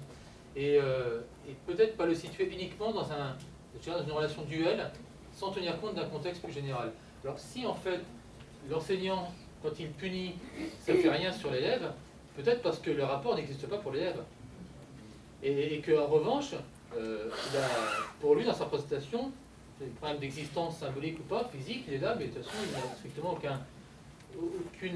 aucune prise sur moi, parce que ma valorisation, et là on est sur les réflexions qu'on avait tout à l'heure, en termes de valorisation de tel ou tel espace, de tel ou tel milieu, tel ou tel groupe, et lui porteur, le regard de mes camarades est bien plus important dans le phénomène de bande, comme quoi les choses s'éclairent, est bien plus important que ce que l'enseignant me dit. Ou alors, moi, je fais, quoi qu'il en soit, je suis absolument insensible, ou je montre mon insensibilité, parce que c'est le regard de mes camarades qui m'apporte davantage. Voilà, je crois que là, il faut le saisir un peu. J'interviens en général assez peu, mais je pense que là, justement, on touche avec cette question de la sanction. Ça m'intéresse particulièrement, je vais vous dire pourquoi. En droit, on sait une règle particulière, c'est-à-dire que, en fait, une règle juridique, une norme juridique, n'existe que si c'est une règle de conduite assortie d'une sanction si ce n'est pas respecté. Et quand on réfléchit au droit, comme l'a fait le commissaire tout à l'heure, on ne peut pas s'empêcher de nourrir cela du problème de la sanction derrière.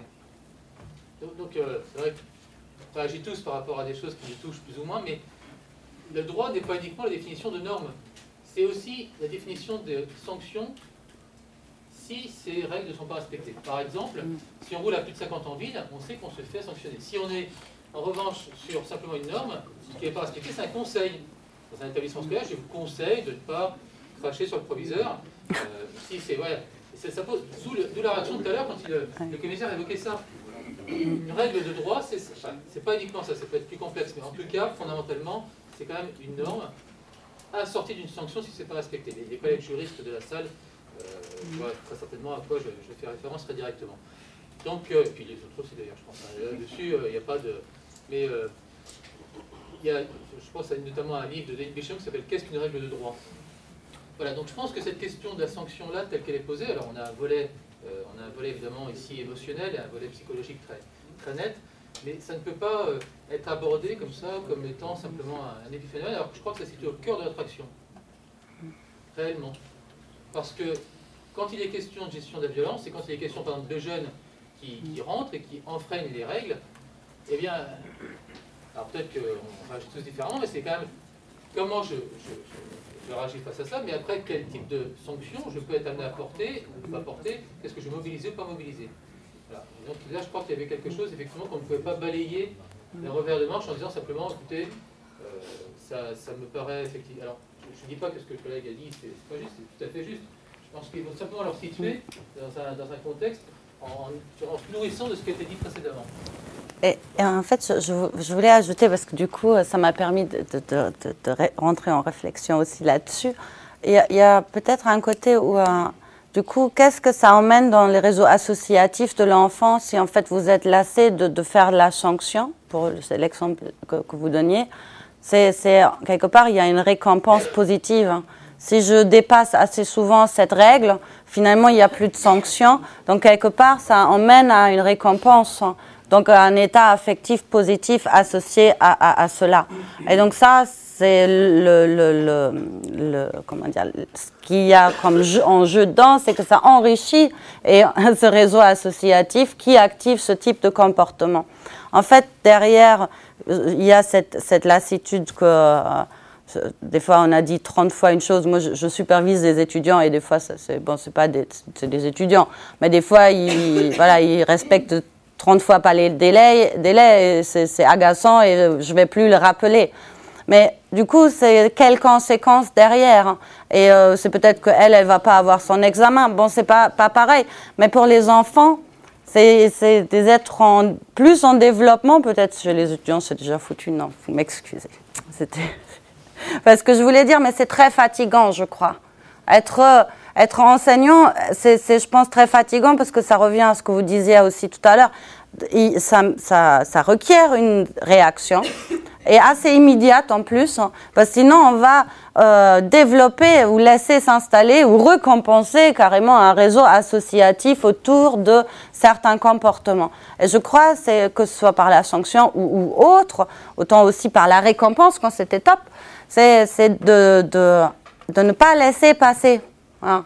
C'est ne pas laisser passer. En plus, comme il y a la question de l'exemplarité, parce que si on le laisse passer pour un enfant, comment un autre enfant pourra comprendre qu'il est puni pour une même chose, alors que celui-là n'est pas puni? Donc ça, c'est... Je pense que ça doit être assez fatigant de... Donc, émotion d'empathie. Mais en fait, la réflexion que je voulais amener avec réguler au niveau de la situation, c'est comment est-ce qu'en fait on peut...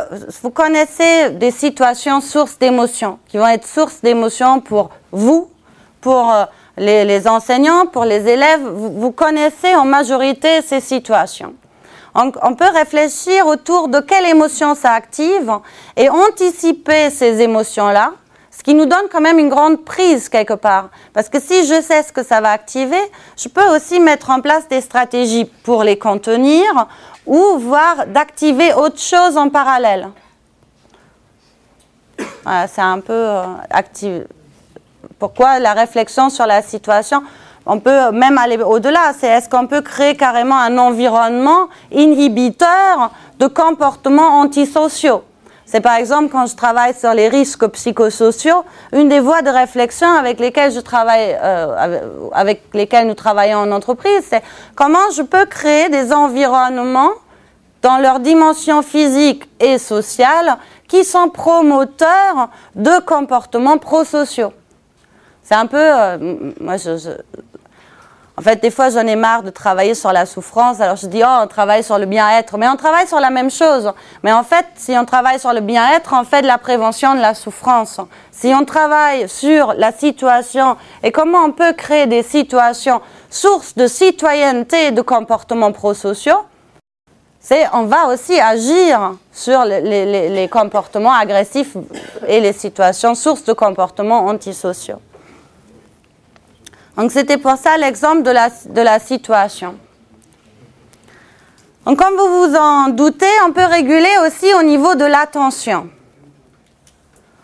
on a vu notre processus, donc on peut réguler également au niveau de l'attention qu'on porte à la situation. Il y a deux grandes possibilités. Il y a le côté régulation en interne. Je peux penser à quelque chose d'agréable plutôt à ce qui vient de se passer. Qu'est-ce que ça peut m'apporter, cette régulation? Je suis face à un comportement violent. Moi, je sens une colère monter. Pour la court-circuiter, moi, ma colère, l'intensité qui s'active, je peux penser en quelques millisecondes à quelque chose de très agréable que j'ai vécu et ça va apaiser la montée en intensité de ma colère, me donnant une plus grande disponibilité pour développer une autre stratégie. Et ça apaise. C'est un peu, voilà, des techniques, ça va du coup apaiser, activer un autre état en complémentarité. Donc on peut utiliser des méthodes en interne. Et on peut l'utiliser aussi face à l'autre. Hein. Toutes les méthodes que je décris, on peut les appliquer à soi et à l'autre. Et après, au niveau groupal, ça marche aussi des fois. Moi, j'ai fait une fois, voilà, c'est activité externe, mais j'ai fait une fois un exercice, en fait, vous connaissez certainement, c'est le prise de décision. Vous êtes, votre avion a craché, vous tombez dans l'Arctique, il fait froid, vous êtes mouillé, et vous avez réussi à sauver quelque chose pour survivre. C'était intéressant parce qu'en fait, c'est un exercice, vous vous dites, bon, il n'y a pas d'enjeu. J'ai fait ça avec des groupes d'une dizaine de personnes, et tout un coup, le groupe commençait à avoir vraiment de la colère, du mépris. C'était assez intéressant, avec un petit exercice de rien du tout, de voir les dynamiques émotionnelles émergentes. Il y en avait un, du coup, qui régulait, qui a pris l'initiative de régulation de l'émotion groupale, et il a dit, bah, dans les trucs là qu'on a, il y a du rhum. Pourquoi on ne le boit pas, on fait la teuf, de toute façon, on va tous mourir. Voilà. Comportement qui a été déclenché du rire au niveau du groupe. Et là, on a pu assister à un remaniement du climat émotionnel du groupe. Donc ça s'applique à différents niveaux. La régulation sur l'attention. Mais attention, il y a aussi, en fait, il n'y a aucune stratégie qui est efficace en soi ou pas. Ça dépend des situations, des individus. Donc, il y a aussi des fois, on porte de manière exagérée notre attention sur les éléments négatifs d'une situation. Et là, on va en fait augmenter tout ce qui est autour des pensées hostiles et des comportements d'incivilité et d'agression. Et on a pu observer que les individus qui ruminent vraiment tout ce qui est hostilité, pensée hostile, etc., le potentiel de passer au comportement d'agression, d'attaque est beaucoup plus élevé que chez des individus qui ont plutôt tendance à arrêter et de mettre la situation de côté et de s'engager sur autre chose. Donc, après, on peut aussi réguler au niveau de l'évaluation cognitive. On a nos 5 étapes, donc on peut réguler, d'ailleurs tant chez soi que chez l'autre, sur est-ce que la situation est-elle vraiment si nouvelle ou est-ce que j'ai déjà affronté des choses similaires. Ou est-ce que la situation dans sa globalité est-elle nouvelle? Parce que des fois, on peut dire une situation est nouvelle, mais il y a des éléments connus à l'intérieur. Donc, on peut réguler à chacune de ces 5 étapes.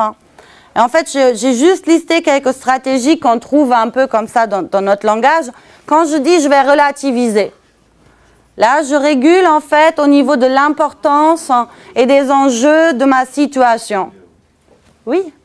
Il y a des vifs échanges. Ça va? On lit le shadow. Ah oui. Vous voulez que je vous lise? En essayant continuellement, on finit par réussir. Donc plus que ça rate, plus on a de chances que ça marche. C'est une évaluation cognitive pour changer l'état émotionnel dans lequel on se trouve. Donc on a relativisé, on a recherché les points positifs. Je ne dis pas que c'est une stratégie tout le temps efficace. Si je fais que positiver et j'oublie les difficultés et je ne regarde pas les difficultés en face, c'est peut-être pas efficace. Hein. Chaque stratégie peut être efficace ou pas. Hein. l'enjeu pour moi, quelque part, c'est quand je suis dans la mono-utilisation de stratégie, j'ai un champ très réduit pour agir sur mes émotions. Donc l'enjeu, quelque part, c'est la flexibilité pour avoir plein de stratégies pour pouvoir agir sur tout ce qui est les états émotionnels. Donc c'est aussi des fois examiner les croyances et les distorsions qu'elles peuvent comporter. C'est tout n'est pas toujours noir ou blanc. Voilà. Jusqu'à où quelque chose est vrai. Moi j'ai vu ça pas mal chez les étudiants. Mais si je rate l'examen, de toute façon, ma carrière professionnelle est ratée. Alors, dernière année, master, c'est une des croyances catégorielles assez rencontrées. Je ne sais pas, vous connaissez mieux que moi les croyances. Donc après, on a vu, on peut réguler au niveau de la situation, de l'attention, de l'évaluation cognitive et bien sûr au niveau de la manifestation émotionnelle une fois l'émotion est déclenchée. Je ne vais pas les détailler tous, mais je vais détailler la partie neurophysiologique parce qu'en fait, c'est pas, ce matin on m'a reproché que du coup j'attribuais une importance énorme à cette partie et pas aux autres. C'est pas là l'intérêt, c'est que en fait souvent on sous-estime cette partie activation physiologique. Parce que si j'ai des pics émotionnels qui me tombent dessus, des pics de stress, mon éveil physiologique va être de plus en plus intense. Et plus l'éveil est intense, moins je vais pouvoir réguler. En fait, il y a un seuil. Quand l'activation est tellement élevée, la régulation, ça ne peut juste plus fonctionner. Il faut redescendre déjà la partie physiologique. Donc il y a quelques techniques, vous connaissez certainement relaxation dirigée, c'est respiration ou contraction, relâchement, mais aussi les étirements. Et je trouvais ça intéressant parce que j'ai travaillé avec un militaire et lui en intervention carrément, il procède à des étirements parce qu'en fait tout ce qui est stress, émotion ramène les membres vers le corps. Alors des fois, il s'étire, ce qui apaise du coup toute l'activation physiologique, émotionnelle et du stress. Les techniques plus relaxation dirigée pour apaiser ces parties-là. Des siestes flash aussi. On peut s'autoriser à faire des siestes flash. C'est bien pour récupérer notre corps. Et aussi, en fait, moi je mets ça...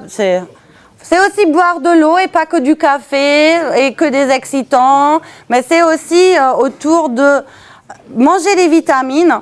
Et moi j'étais j'ai vu un reportage dernièrement, j'étais fortement frappée par la surconsommation des élèves des sodas et de toutes les barres chocolatées qui activent un éveil physiologique quand même assez important, qui peut être aussi source d'une excitation corporelle, qui via le réseau associatif va être tout un coup associé à la colère, alors qu'au fond, il n'y en avait pas réellement. Arrive un événement déclencheur, il y a eu amorce. Donc, pourquoi je mets aussi boire de l'eau, des vitamines et faire attention aux excitants. Donc, réguler, oui. Concrètement, on a vu quelques stratégies. Mais concrètement, pour pouvoir réguler, j'ai besoin de caler des étapes avant. J'ai besoin déjà d'identifier. Si je crois la personne, elle est en colère, mais au fond, elle est triste, je ne vais pas réguler la bonne émotion. Comment ? Il faut changer la représentation. Ouais. Exactement. Et essayer d'identifier dans quelle émotion est-ce qu'elle est vraiment, mon en face ou moi-même. Ce qui n'est pas toujours facile, parce que notamment, on a nos règles d'expression émotionnelle dans les entreprises. Je ne sais pas si vous avez déjà sauté de joie à l'annonce de quelque chose de votre supérieur ou de vos collègues ou de vos collaborateurs, je ne sais pas. Est-ce que c'est une expression émotionnelle ? Des fois, on a des gens, ils sont en colère, ils sourient. Ah. Déjà, il faut identifier dans quelle émotion on se trouve, nous ou les autres. Et il y a aussi des émotions. J'étais très étonnée, j'étais en formation les derniers 3 jours là, et la fierté, les gens me disaient, mais nous, on n'a pas de fierté. Je vois, vous n'avez pas de fierté. Ah ben non, c'est de l'arrogance, c'est de l'orgueil. Ça, ben, je comprends que vous n'avez pas de fierté. Si vous associez la fierté à l'orgueil et l'arrogance, c'est clair que vous avez votre filtre émotionnel qui va inhiber l'expérience vécue de la fierté. Alors que la fierté a de belles conséquences positives. Augmentation de l'estime de soi, croyance dans ses compétences. Et vous ratez ça. Bah oui. Mais voilà l'impact des filtres, du coup. Quelle émotion et quelle émotion je ne m'autorise pas à vivre. Donc, première étape non facile, c'est déjà identifier les émotions dans lesquelles je me trouve et mon en face se trouve. Après, c'est comprendre qu'est-ce qui s'est passé au niveau émotionnel. Quel était le déclencheur? Par exemple, dans ce qu'ils ont pu observer dans les études, dans la colère, par exemple. Si il y a une personne qui frustre une autre personne. Alors là, c'est expérimental. C'est un peu déontologiquement, on peut en dire, c'est pas le sujet. Donc on y va, on a une personne qui vient et on la frustre. Et on a pu observer que si la frustration était soit justifiée, soit arbitraire, la réaction, le nombre de comportements d'agression n'était pas pareil. Donc si l'acte était considéré comme intentionnel ou comme par hasard, si c'était intentionnel, c'était quand même beaucoup plus important parce que c'était infligé, alors que si c'était arbitraire, le nombre d'agressions était un peu plus faible. Donc, c'est de comprendre quel est le déclencheur. Et ce qu'on a déjà eu tout à l'heure aussi, c'est clarifier la représentation du déclencheur. Est-ce qu'il y a bien la même représentation par rapport à la situation? Et est-ce qu'il n'y a pas eu une déformation via nos filtres des réseaux émotionnels qui déforment en fait le déclencheur réel? Donc, chercher à comprendre les émotions. Et c'est une fois, on a cherché à voir qu'est-ce qui m'a déclenché l'émotion, qu'est-ce que ça m'a induit comme tendance comportementale primaire, qu'on va pouvoir réellement mettre en place les stratégies de régulation ou s'entraîner aussi à la régulation. Et du coup, avec tout notre ensemble de stratégies qu'on peut déployer tout au long du processus émotionnel. Et je le redis, l'enjeu, c'est comme il n'y a pas de stratégie efficace en soi, l'enjeu, ça va être en fait de développer une flexibilité dans les stratégies. J'aime pas l'idée en fait en tant que telle, mais je vais le donner quand même. C'est vous avez comme un fort, vous voulez prendre un fort. Vous prenez tous les chemins d'accès pour aller le prendre, non? Voilà, si l'objectif c'est de le prendre. Si vous voulez réguler l'émotion, prenez toutes les portes que vous avez pour aller la réguler. Donc voilà, on a vu plusieurs portes différentes qui peuvent nous aider à réguler les émotions. Donc, j'ai amené ce petit schéma juste en fait pour dire qu'il y a quelque part autour d'une zone d'homéostasie de notre vie émotionnelle. Et on va vivre des pics émotionnels au cours de la journée. Et si on ne régule pas, en fait, on régule pas entre les pics, ça va être difficile de contrôler quel que ce soit ou d'influer sur les conséquences. Donc c'est en fait parce qu'on régule entre les pics émotionnels qu'on va pouvoir revenir à un niveau d'émotion peut-être plus calme, un niveau d'activation physiologique plus calme, que le prochain pic, quand il arrive, on va pouvoir le gérer. Parce que si, par exemple, vous avez un pic de colère, vous ne redescendez pas de votre colère, il y a un autre pic de colère qui arrive, un autre stress qui vous tombe dessus, bah vous imaginez, ça va submerger notre corps, notre cognitif et tout. Et, je le rappelle, plus l'intensité est forte, moins on va pouvoir réguler. Donc, tant chez soi que chez l'autre.